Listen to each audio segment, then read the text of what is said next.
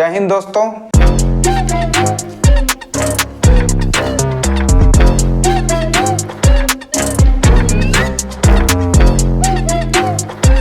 जैसा कि आपको पता है कि हिंदू धर्म जो है वो भारत में सबसे बड़ा धर्म है, और अगर हिंदू धर्म में सबसे बड़ा नाम अगर देखा जाए तो राम का नाम।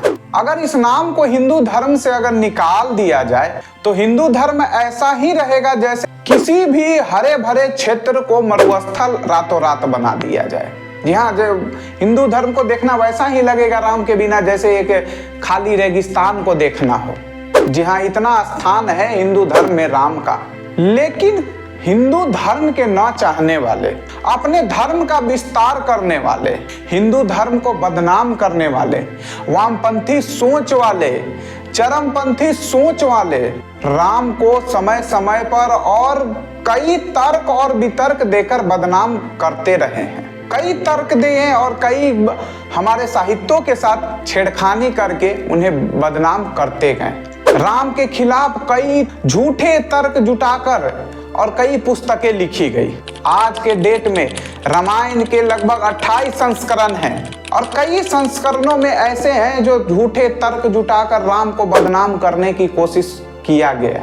लेकिन ये हिंदुओं का राम पे विश्वास ही है जो आज तक राम को भुला नहीं पाए और राम को अपने सीने से लगाए हुए। ये तर्क देने वाले हैं, ये तर्क से सही को गलत और गलत को सही साबित करने में भरपूर लगे हुए हैं। तर्क की बस यही ताकत ही है। तर्क एक वेश्या की तरह होता है। ये तर्कबाज लोग सभी नफरत के रावण हैं, और रावण का एक दिन अंत तय है।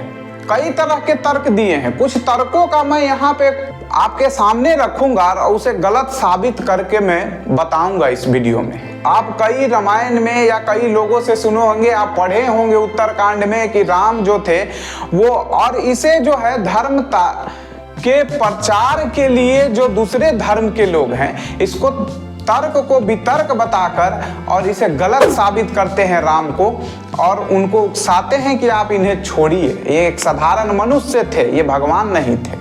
कहा जाता है कि जब लंका से रावण को मारकर या युद्ध जीत कर सीता को जब लेकर आए थे अयोध्या और राम राज्य की स्थापना किए थे, तो कुछ लोगों के आलोचना के बाद वो राम जो थे वो अपने पत्नी धर्म पत्नी का त्याग कर दिए थे। मूल रामायण जो लिखा गया था वो महर्षि वाल्मीकि द्वारा लिखा गया था, और महर्षि वाल्मीकि जो थे वो राम के समय के ऋषि थे और उसी समय वो लिखा भी गया था।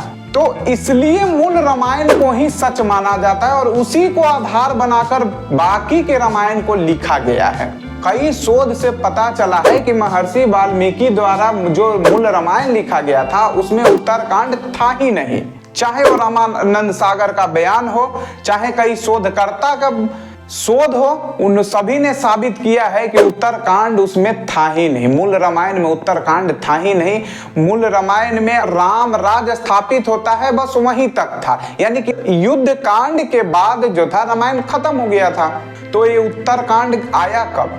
उत्तरकांड शोधकर्ताओं के अनुसार पता चलता है, या कई जी हाँ बौद्ध धर्म के उदय होने के बाद जो है ये उत्तरकांड को लिखा गया और इसके साथ जोड़ा गया, और उसके बाद का जितने भी रामायण का संस्करण है इसी को आधार बनाकर आगे का और इसमें वितर्क जो है जोड़कर लिखा गया या बदनाम किया गया राम को। लगभग 28 रामायण के संस्करणों में से 26 या 27 संस्करण ऐसे हैं जो मुगल काल में लिखे गए थे या बौद्ध धर्म के आने के बाद लिखा गया था। तो हो सकता है कि राम को या हिंदू धर्म को बदनाम करने के लिए, हिंदू धर्म को तोड़ने के लिए राम को बदनाम जानबूझकर किया गया हो, या ये भी हो सकता है कि जो लेखक थे वो अपने समय के हिसाब से जो बीत रहा होगा वो उसमें अपने पाठकों को रोमांच देने के लिए या उनको नया मसाला बनाने के लिए उसमें कुछ अपने तरफ से जोड़ दिए हो। जी हाँ, बिल्कुल संभव है, क्योंकि मूल रामायण में तो उत्तरकांड था ही नहीं। कहते हैं कि राम ने अपने धर्म पत्नी का त्याग कर दिया। सीता जी लगभग 2 वर्ष तक अशोक वाटिका में रहें। लेकिन रावण को श्राप था कि बिना किस स्त्री के, बिना पराई स्त्री अगर बिना मर्जी के वो छुएगा तो वो जलकर भस्म हो जाएगा। इसलिए उसने सीता जी को कभी छुआ ही नहीं। ये लगभग सभी के सभी रामायण में लिखा हुआ है। तो जब रावण को मारकर सीता जी को वापस ला रहे थे, जब अग्नि परीक्षा हो ही गई थी, तब कोई कैसे उन पे सवाल उठा सकता है। राम ने उन्हें दोबारा जब अपनाए थे और अग्नि परीक्षा के बाद ही अपनाए थे, तो फिर सवाल ही नहीं बनता कि राम जी फिर उनसे दोबारा शक करें। जब अग्नि परीक्षा में सिद्ध हो गया था कि वो पवित्र हैं, तो मुझे नहीं लगता है कि किसी को शक रह गया था वहां पे कि अब सीता जी में कोई खोट है। और यह बात जो है सिर्फ उत्तरकांड में लिखी हुई है, मूल रामायण में कहीं नहीं लिखी हुई है। जो कि मूल रामायण जो थी वो बौद्धिक धर्म के आने के पहले ही या मुगल शासक के आने के पहले ही लिखी गई थी, राम के समय ही लिखी गई थी। मूल रामायण में सिर्फ 6 ही कांड था। उत्तरकांड को बाद की जो कवि थे, चाहे तुलसीदास हो चाहे कालिदास हो, इन जैसे कवियों ने लिखना शुरू किया था। तो और यहीं से राम की बदनामी शुरू होती है। जहाँ शोधकर्ता भी कहते हैं कि इतिहास की सबसे बड़ी भूल थी कि बौद्ध काल में उत्तरकांड को लिखा गया था और इसे वाल्मीकि रामायण में शामिल किया गया था। हो सकता है कि जो इसमें सामाजिक बुराइयां दिखाई गई है या राम जी की इसमें जो वितर्क दिखाया गया उस समय का सामाजिक बुराइयां हो, या ये भी हो सकता है कि बौद्ध धर्म का विस्तार के लिए या हिंदू धर्म के तोड़ने के लिए भी इसमें शामिल किया गया हो, कई तरह का वितर्क दिया गया हो। विपिन किशोर सिन्हा एक शोधकर्ता है, उन्होंने एक पुस्तक लिखा है, राम ने सीता का परित्याग कभी किया ही नहीं, जिसमें वो कई प्रूफ जो हैं, कई जो सबूत हैं उन्होंने दिखाए हैं, जिससे साबित होता है कि राम ने कभी जो है सीता का परित्याग किया ही नहीं। दूसरा सबसे बड़ा वितर्क दिया जाता है कि राम तो साधारण मनुष्य थे, वो भगवान नहीं थे। ये वितर्क देने वाले या तर्क देने वाले को पता है कि राम जो है हिंदू का धर्म का सबसे बड़ा स्तंभ है। अगर इसे गिरा दिया गया या इसे खींच लिया गया तो वो अपने आप जो है वो बिल्डिंग कमजोर हो जाएगी और गिर जाएगी और हिंदू धर्म का धर्म परिवर्तन करना बड़ा आसान हो जाएगा। इसी तथाकथित धर्म निरपेक्षों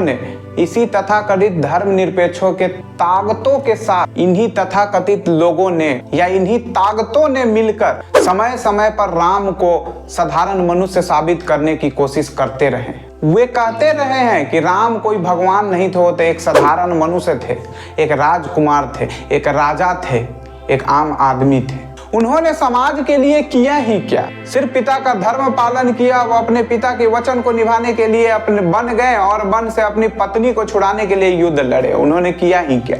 जहाँ भगवान को मर्यादा पुरुषोत्तम कहा जाता है, अर्थात पुरुषों में सबसे सर्वश्रेष्ठ पुरुष, अपने वनवास के दौरान देश के सभी आदिवासी और दलितों को संगठित करने का काम किया था और उनको जीवन जीने की शिक्षा दी। यहाँ इस दौरान उन्होंने सादगी भरा जीवन जिया। उन्होंने देश के सभी संतों को राक्षसों से बचाया, उनके आश्रमों को बर्बर लोगों से बचाया।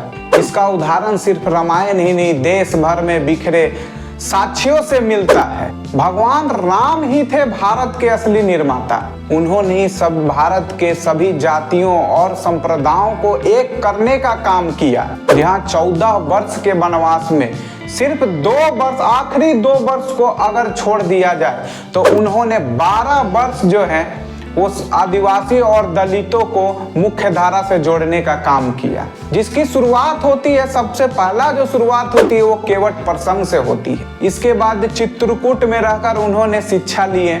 यहीं पर वाल्मीकि आश्रम और मतंड आश्रम था। यहीं पर से राम के भाई जो भरत थे वो चरण पादुकाएं ले गए थे। चित्रकूट के पास ही सतना में अत्रि ऋषि का आश्रम था। जहाँ अत्रि ऋषि को राक्षसों से मुक्ति दिलाने के बाद वो दंडकारण्य क्षेत्र में चले गए। यह क्षेत्र जो था आदिवासियों का बहुल्य क्षेत्र था, जहाँ के आदिवासियों को बानासुर से मुक्ति दिलाए। मुक्त कराने के बाद वहाँ उन्हीं के बीच 10 वर्षों तक रहे। यहीं पे उनकी मुलाकात जो है जटायु से हुआ। जो सभी को पता है जटायु जो था उनका मित्र बन गया था। जब रावण जो है सीता को हरण करके ले गया था और सीता के खोज में सबसे पहला मुलाकात जो हुआ था वो सबरी से हुआ था। उसके बाद वानर जाति सुग्रीव और हनुमान से हुआ था। श्री राम ऐसे व्यक्ति थे जिन्होंने धार्मिक आधार पर पूरे अखंड भारत के दलित और एक आदिवासियों को एकजुट किए थे। इस संपूर्ण क्षेत्र के आदिवासियों में इसीलिए राम और हनुमान को पूजनीय माना गया है। लेकिन अंग्रेज काल में ईसाइयों द्वारा सबसे ज्यादा धर्मांतरण जो है इसी क्षेत्र में किया गया। यहाँ राम को दलितों से काटने के लिए आज भी ये साजिश चल ही रहा है। राम को लगातार बदनाम करने की कोशिश किया जा रहा है। जी हाँ, जब भी कोई भगवान, जब भी कोई अवतार जन्म लेता है तो कुछ न कुछ चिन्ह या लक्षण होते हैं। जी हाँ, राम जी भी जब जन्म लिए थे तो कृष्ण जी के जैसा ही उनके पैरों में कमल के निशान थे। आप सोचिए कि क्या उनके समय में हनुमान जैसा बलशाली और हनुमान जैसा चमत्कारी सर्वशक्तिमान का होना, क्या ये नहीं लगता कि वो भगवान थे? रावण जैसा विद्वान और मायावी को क्या लगता है कि कोई आम इंसान मार सकता था? अगर इन सभी को भी छोड़ दे तो कई ऋषि, कई मुनियों, कई कवियों ने साबित किया है कि भगवान राम जो है भगवान राम ही थे। जी हाँ, उत्तरकांड में एक और भी तर्क दिया जाता है राम के बारे में कि राम जो थे वो क्षुद्र और जातिगत प्रथा कर रखे थे। जी हाँ, ऐसी कोई प्रथा थी ही नहीं। वैसे तो राम के राज्य में कोई ऊंचा नीचा होता ही नहीं था। भगवान किसी जाति वर्ग के पक्ष में थे ही नहीं। वो मनुष्य जाति में भेद करते ही नहीं थे। अगर जातिगत भिन्नता थी भी तो वो सिर्फ शरीर के आकार में थी, जैसे कि बानर, रीछ, इस तरह के शारीरिक भिन्नता से ही जातिगत भिन्नता बनाई गई थी। इसका एग्जाम्पल है केवट, सबरी, जटायु, सुग्रीव आदि राम से संबंध रखते थे। उस काल में ऐसी जातिगत भावना थी ही नहीं जो कि आज हमें देखने को मिलता है। हनुमान जी के गुरु जो थे मतंग ऋषि, जो कि आज के अगर जातिगत प्रथा से देखें तो वो दलित ही थे, लेकिन फिर भी वो हनुमान जी के गुरु थे। तो जिससे कि सिद्ध होता है कि उस समय ऊंच नीच का भेद था ही नहीं, जातिगत भावना थी ही नहीं। जी हाँ, सबसे बड़ा जो वितर्क दिया जाता है कि राम ने एक दोहा कहा, जहाँ उस दोहे में तुलसीदास जी लिखते हैं कि ढोल गंवार क्षुद्र पशु और नारी सकल ताड़ना के अधिकारी। ऐसा श्री राम ने कभी कहा ही नहीं। यदि रामानंद सागर कोई रामायण लिखते हैं और उसमें या सीरियल बनाया गया है, अगर उसमें राम जी कुछ बोलते हैं, इसका मतलब ये नहीं कि राम जी ने उस समय वो बोला होगा। जी हाँ, अपने दर्शकों को लुभाने के लिए या दर्शकों को रोमांच पैदा करने के लिए या दर्शकों को खींचने के लिए कुछ संवाद अपने तरफ से भी डाले। उसी तरह से हो सकता है कि जो लेखक है वो अपने हिसाब से सिर्फ अपने पाठकों को रिझाने के लिए इस तरह का कुछ संवाद डाला गया। तुलसीदास द्वारा लिखा गया एक वाक्य से राम की बहुत ही ज्यादा बदनामी हुई। यह कोई नहीं सोचता कि हो सकता है जो लेखक है, लिखने वाला है, वो अपने तरह से सोचकर रामायण लिखा हो सकता है उस समय की जिस समय लिखा गया होगा, जिस काल में लिखा गया उस काल में वैसी परिस्थिति हो। अगर मैं आज अगर किसी चीज को अगर लिखूंगा तो आज के हिसाब से सोचकर लिखूंगा, क्योंकि उस समय क्या हो रहा था वो चीज तो मैं मौजूद ही नहीं था, मुझे क्या पता। तो अपने हिसाब से तो लिखूंगा, जो मैं देखा हूँ, जो मेरे साथ हो रहा है, जो वही चीज कोशिश करूंगा, कितना भी बचाने की कोशिश करूंगा, उस चीज को लिखा जाएगा या उस शब्द मेरे से बोला जाएगा। जहाँ किसी भी चीज को अगर लेखक लिखता है तो उसका विचार उस पर जरूर हावी होता है। एक भी तर्क और दिया जाता है कि जहाँ जो धर्म परिवर्तन कराने जो जाते हैं तो सबसे बड़ा एक तर्क दिया जाता है कि राम जो थे वो बुजदिल थे, वो तो आत्महत्या किए थे। जी हाँ, राम जी ने आत्महत्या नहीं, वो जल समाधि लिए थे। कुछ दिन पहले राजस्थान में एक ऋषि ने भूमि समाधि लिया था। तो इसका मतलब ये नहीं कि वो आत्महत्या किए थे, अपने मर्जी से अपने प्राणों का त्याग किए थे, जल समाधि लिए थे, उसे आत्महत्या नहीं कह सकते। मध्यकाल में ऐसे कई ऋषि थे जो अपने मर्जी से अपने देहों का त्याग कर दिए थे, तो क्या उसे भी आत्महत्या कहा जाएगा? अयोध्या आने के बाद जो राम जी वहाँ पे राम राज्य स्थापित किए और उसके बाद जो है कई वर्षों तक शासन करने के बाद, राज्य चलाने के बाद, अपने गुरुओं के इच्छा के अनुसार या गुरुओं के आदेश के बाद अपने प्राणों का परित्याग किए थे, जहाँ जल समाधि ले लिए थे, न कि आत्महत्या किए थे। राम केवल नाम नहीं, राम एक जीने का आधार है। सबने देखा कि राम बचपन से ही जो थे अयोध्या के उत्तराधिकारी थे। राजकुमार होते हुए भी उन्होंने राज्य का सुख नहीं भोगा। राम को जब राज्य मिला तो हर प्राणी में संतुलन बनाने की कोशिश की। राम को हर कार्य करने के पहले बहुत विचार और विमर्श करते थे। राम यह कभी नहीं भूले कि वो पृथ्वी पे किस लिए आए थे। वो हर प्राणी से उसके भाषा में बात कर सकते। जी हाँ, उनकी पत्नी सीता, राजा की बेटी, राजा की बहू रानी और राजकुमार की पत्नी होते हुए भी अपने पति के साथ जंगल में गए और सिर्फ एक साधारण कपड़े पहन कर गए और एक साधारण सी जिंदगी अपने पति के साथ में जिए। जी हाँ, वन से आने के बाद भी जितना सम्मान अपने माँ कौशल्या और सुमित्रा को दिए, उतनी ही सम्मान आपके कई माता को भी दिए। जहाँ राम चाहते तो अयोध्या से सेना बुलाकर भी लड़ सकते थे। राम चाहते तो वो जिस तरह से रावण सीता माता को उठा कर ले गए, उसी तरह वो भी चाहते तो उठाकर सीता माता को ले आते। लेकिन उन्होंने अपने समस्त प्राणियों, अपने वनस्पतियों का मान रखा, सम्मान रखा और उनसे पूछा और उन्हीं से सेना बनाई। जहाँ राम ने हर प्राणी के साथ साथ उन्होंने रावण का भी मान रखा था। जब युद्ध के पहले जब श्रीलंका जाना था उन्हें, तो उन्होंने यज्ञ किया था और उस यज्ञ के दौरान जो थे उस यज्ञ में रावण को भी बुलाए थे। जब ऋषि वाल्मीकि जी से मुलाकात हुआ था तो ऋषि वाल्मीकि जी तप में लीन थे और इतने तप में लीन थे कि उन पे चींटियां जो थी वो मिट्टी चढ़ा चढ़ा के उनकी पूरी शरीर को ढक दिया था। वो मिट्टी राम ने हटाए थे और उनसे शिक्षा लिए और शिक्षा लेने के बाद जब अयोध्या लौटे थे, राम राज्य जब बनाए थे और राम राज्य के दौरान अपने सलाहकार बनाए थे। राम ने अपने सेनापति के रूप में अंगद और हनुमान जी को नियुक्त किए थे। आज के डेट में राम को तो सब लोग जानना चाहता है, लेकिन राम को अपनाना कोई नहीं चाहता। उनके निर्देशों पे, उनके कैरेक्टर को कोई अपनाना नहीं चाहता। राम को जब लोग एक व्यक्ति के रूप में देखते हैं तो एक बड़ी भूल करते हैं। फिर उन्हें व्यक्ति के रूप में देखना वैसा ही है जैसे कि किसी नदी, किसी पहाड़, किसी वन को एक व्यक्ति के रूप में देखना। यहाँ राम कोई विचारधारा नहीं थे, राम तो एक आचरण थे। जरूरी है हम जीवन में उनके आचरण को अपनाना। यह कैसे संभव है?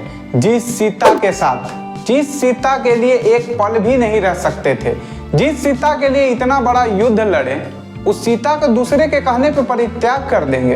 राम को महान आदर्श, चरित्र और भगवान माना गया है। वो किसी ऐसे समाज के कहने पर सीता का कभी परित्याग कर ही नहीं सकते थे। चाहे वो इसके लिए उन्हें राजपाट छोड़कर फिर से वन में जाना पड़ जाता तो वो चले जाते। जहाँ एक साजिश ही है जो उत्तरकांड जो है में सीता का परित्याग दिखाया गया है। दरअसल कई शोधकर्ताओं ने यह साबित किया कि राम ने सीता का कभी परित्याग किया ही नहीं था। आज तक जितने शोध हुए उसमें यह साबित हुआ है कि जो सबसे पहला रामायण था वो वाल्मीकि रामायण ही था, जिसे मूल रामायण भी कहा जाता है। बाकी के जितने रामायण थे वो बौद्धिक काल में ही लिखे गए थे और बौद्धिक काल के दौरान ही उत्तरकांड को भी लिखा गया था। उससे पहले उत्तरकांड था ही नहीं। बाद में मूल रामायण के साथ बौद्धिक काल में छेड़छाड़ किया गया, छेड़खानी की गई। जी हाँ, एक तथ्य और बता देता हूँ यहाँ पे। गीता वेद व्यास द्वारा लिखा गया था, सिर्फ 80 श्लोकों में लिखा गया था। जो असली गीता है वो सिर्फ वेद व्यास द्वारा जो लिखा गया था वो सिर्फ 80 श्लोक में लिखा गया था। जो आज जो है वो 800 श्लोक तक पहुंच गया है। जी हाँ, आज से 1500 वर्ष पहले जन्मे राजा भोज अपने पुस्तक में लिखते हैं, जी हाँ, उनके पुस्तक का नाम भोजपत्र है, उसमें लिखते हैं कि मेरे से पूर्व 500 वर्ष पूर्व जो है, जब राजा विक्रमादित्य राज करते थे तब महाभारत में 1000 श्लोक हुआ करता था तथा मेरे समय 3000 श्लोक हैं। वर्तमान में गीता प्रेस गोरखपुर से जो महाभारत छपती है उसमें 1,10,000 श्लोक हैं। जी हाँ, तो सोच सकते हैं कि समय के साथ और इन कवियों ने इसमें कई तरह के प्रयोग किए और उस प्रयोग के कारण ही रामायण में और राम के खिलाफ जो है वो तर्क और वितर्क जो है और कई तरह के कुसंगतियां निकल कर सामने आती है। जो कि एक हिंदू धर्म के खिलाफ सोची समझी साजिश के तहत है लाई गई है या इसमें छेड़छाड़ किया गया है। हमारे भगवान राम ने कभी सीता का परित्याग किया ही नहीं। भगवान कभी किसी जातिगत व्यवस्था में या जातिगत आधार पे कभी विश्वास ही नहीं किए। भगवान द्वारा ढोल गंवार क्षुद्र और ये कभी लिखा ही या कभी कहा ही नहीं गया। भगवान राम कभी आत्महत्या कर ही नहीं सकते। जितनी तरह की बुराइयां दिखाई गई हैं वो सिर्फ और सिर्फ अफवाह है। उस पर ध्यान न दें, उन्हें त्याग दें। जो मूल रामायण है, जो उनके बारे में अच्छाइयां दिखाई गई हैं, उस चीज को ग्रहण करें और जो बाकी के जो कुसंगति दिखाई गई हैं उनको परित्याग करें या त्याग करें और बड़ा गर्व से कहें कि गीता से ज्ञान मिला, रामायण से राम, भाग से हमें हिंदू धर्म मिला और किस्मत से हिंदुस्तान। अगले वीडियो में बताएंगे कि राम राज्य क्या था, किस राम राज्य के बारे में गांधी जी कहा करते थे, गांधी जी किस राम राज्य के बारे में सोचा करते थे, क्या थी वो राम राज्य, हम उसके बारे में बताएंगे। जय हिंद दोस्तों।